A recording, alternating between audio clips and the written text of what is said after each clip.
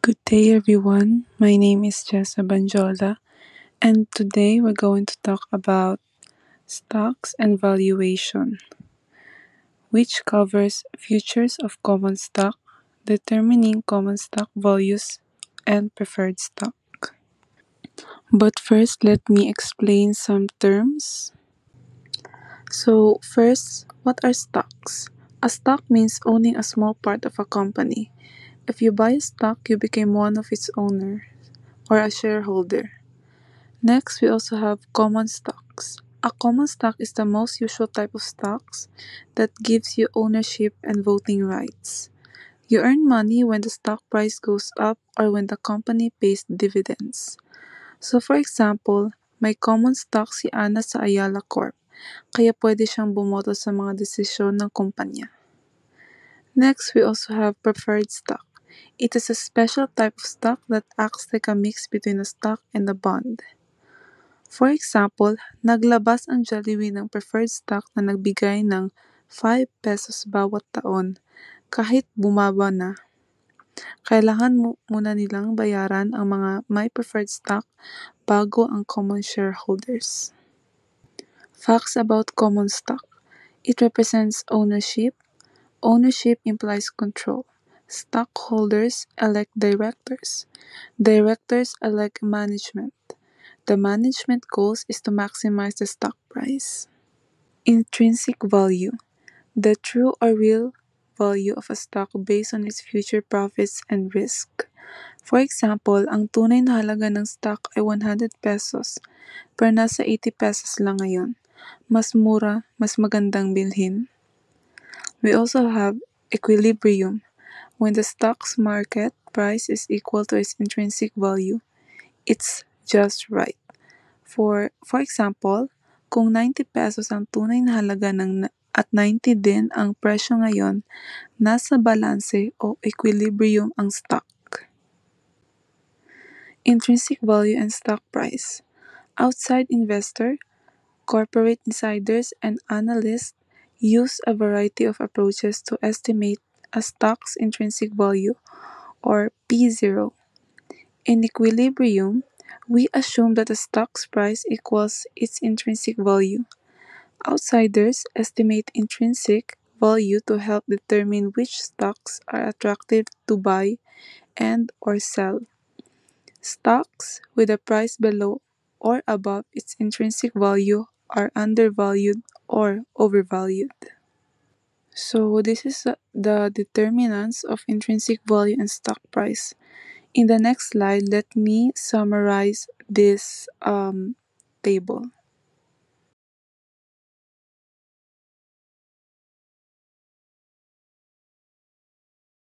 So these are the 4 different approaches for estimating the intrinsic value of a common stock.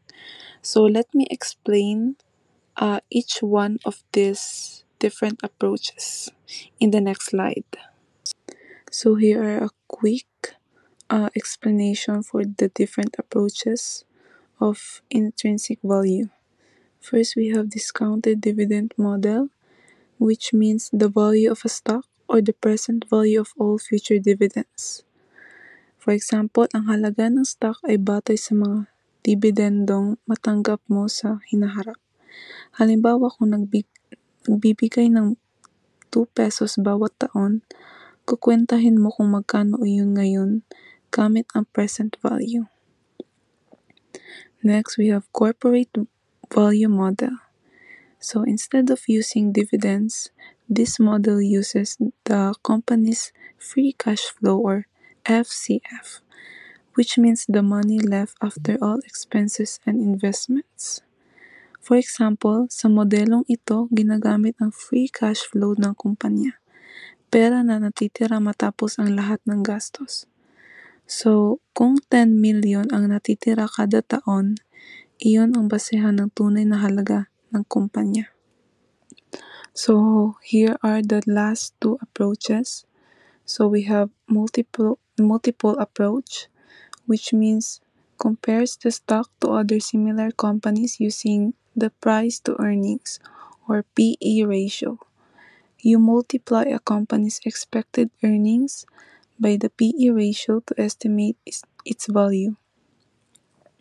So for example, kung ang ibang kumpanya ay may PE ratio na 10 at kumikita ang kumpanya mo ng 5 pesos bawat share, ang halaga nito ay 50 pesos.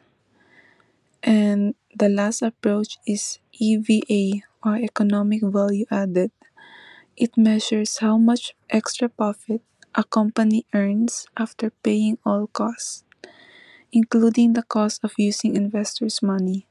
The higher the EVA, the higher the company's value. So for example, kung kumita ang kumpanya ng 12 million pero 10 million ang ginastos sa kapital, ang EVA ay 2 million. Ibig sabihin may dagdag na halaga para sa mga investors. So here is the formula of discounted dividend model. So this formula is used when the company's dividends do not grow or they stay the same forever.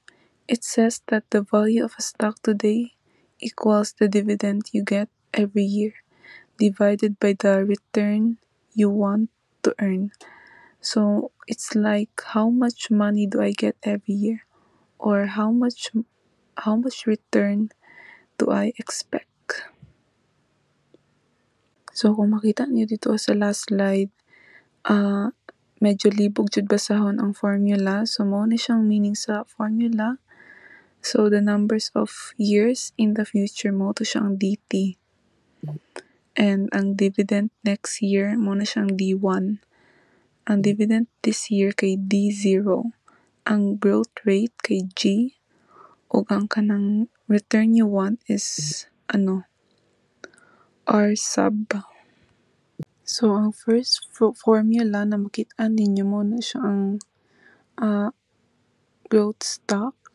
So imagine na ninyo na ang company naghatag siya 2 pesos this year, and the next year nagdungag na pud siya og gamay na mag 2.12 pesos, then pagka next year na po naghatag na po siya 2 pesos 0.25 and so on. It's growing slowly every year by the same rate. So nagadungag siya 6% every year. Mo na siyang ginatawag na constant growth. And kanang sa baba nga formula, gamito na to ni siya to find the stock's value today. So ang pagbasa ng formula kay P0 equals D1 divided by R sub S minus G. Or you can say the price today equals next year's dividend divided by the required return minus the growth rate. It means how much the company gives you next year. I-divide nimo siya sa kanang the return you want minus how fast it's growing. So if ang dividend next year kay 2.12 tapos ang growth rate kay 6% and ang gusto nimo mabalik sa imo or ang return you want kay 13%, then the stock is worth 30.29 today.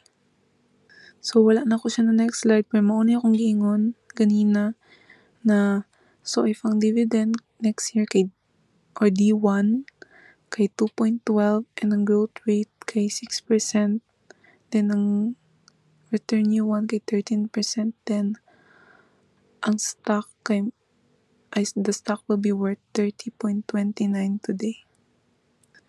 Now imagine if you're getting those dividends each year. So first year nakakuha kag 2.12, the next year 2.25, then pagka next year 2.38. So nagadungag siya each year. And kana siyang formula sa taas, ang pagbasa na kay D sub T equals D0 times 1 plus G raised to the T. Or ang meaning na kay the dividend in year T equals the current dividend multiplied by 1 plus the growth rate to the power of T. So even though you'll get more money later. Money in the future is worth less than money today. Because if you had the money now, you could use it or grow it already. So what happens if growth is bigger than return? So if the company's growth is too big, for example, it grows faster than your return rate, then the math will give you a negative number, which makes no sense. That's why the rule is the growth rate must be smaller than the return rate. So, for example, if ang growth rate kay 15% and ang return rate kay 10%, then it won't work because the stock has, it will say the stock has a negative value. So, dili pwede na mas dako siya ng growth rate sa return rate. So, this page teaches us how to find the return rate or the return people expects. So the formula that we use is R sub S equals R sub RF plus R sub M minus R sub RF times beta. Or, ang meaning na kay, the required return equals the risk-free rate plus the market risk premium times beta. And so it simply means return equals to safe rate plus extra reward for taking risk. So, for example, ang safe investment kay 7%. Then ang market gives you around like 12%. Then the company is a little riskier by the beta of 1.2. So, R sub equals to 7% plus multiply by 12% equals minus 7% times 1.2 will result to 13%. So that means people want a 13% from that stock. So finding future dividends. So balik ta dito sa example ganina sa company, di ba gi-mention o ganina na ang last dividend kay or D0 is equals to 2 pesos. Tapos ang growth rate niya kay 6%. So that means next year mutubo siya og 6%. Ang 2 pesos mutubo na pud siya og 6%. So 2.12. Pagka next year mutubo na pud siya 6%. So may mo na po siya 2.25. Then pagka next year 2.38 na pod. And also, but remember, each one of these is worth less today because you have to wait longer to get them. So we discount them using 13%, which is katong R sub S. So what is the stock's intrinsic value? So now that we know the dividends, we can find out how much the stock is worth today using the same formula. So the formula reads as P0 equals D1 divided by R sub S minus G. So which means 2.12 divided by 0.13 minus 0.06, it equals to 30.29 pesos. So the true or the intrinsic value of the stock is 30.29 pesos. So next year, after you get the first dividend, the stock will still have value because it will give more dividends later on. So to find the price next year, which is kanang formula sa baba, ang pagbasa na kay P1 equals P0 times 1 plus G. Or ang meaning na kay next year's price equals today's price times 1 plus the growth rate. So, 30 pesos ay 30.29 pesos times 1.06 equals to 32.10 pesos. So, mo na siyang stock that will probably be worth in 1 year. So, find expected dividend yield, capital gains yield, and total return during first year. So, sa dividend yield mo na siyang gamiton na formula.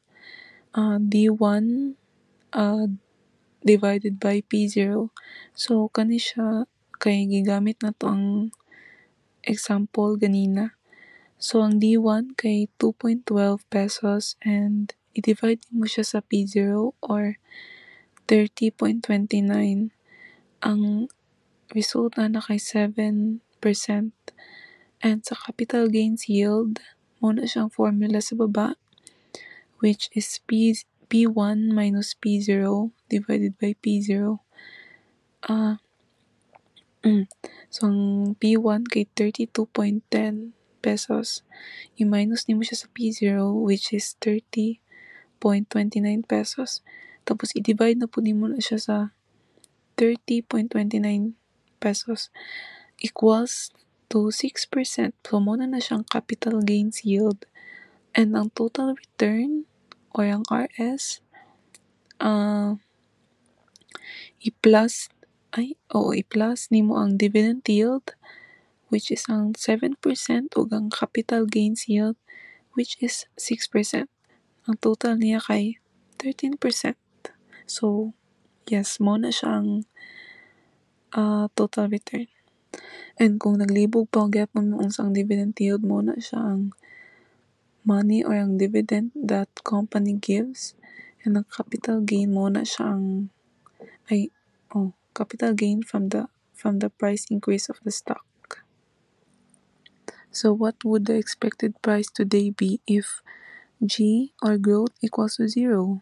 So now imagine if the company that doesn't grow at all, like 2 pesos lang ang ginahatag every year and wala nag-increase. So that's called zero growth stock.